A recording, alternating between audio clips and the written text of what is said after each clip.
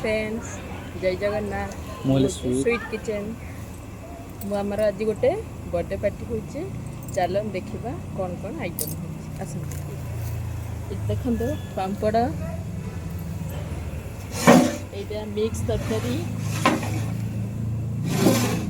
ये देखो छतु चिली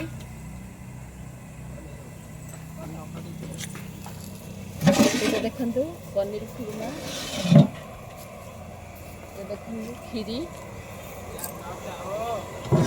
ये देखो आंबुल राई पूरी डाली फ्राए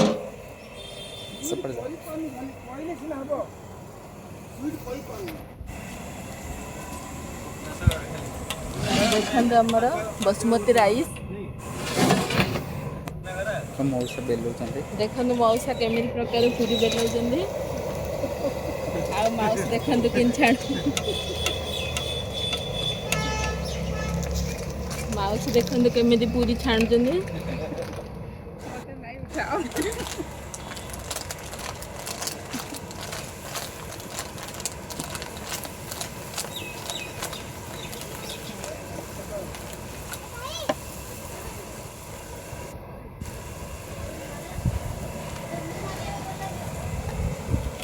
क्या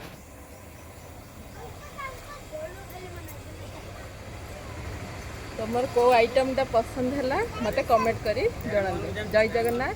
धन्यवाद।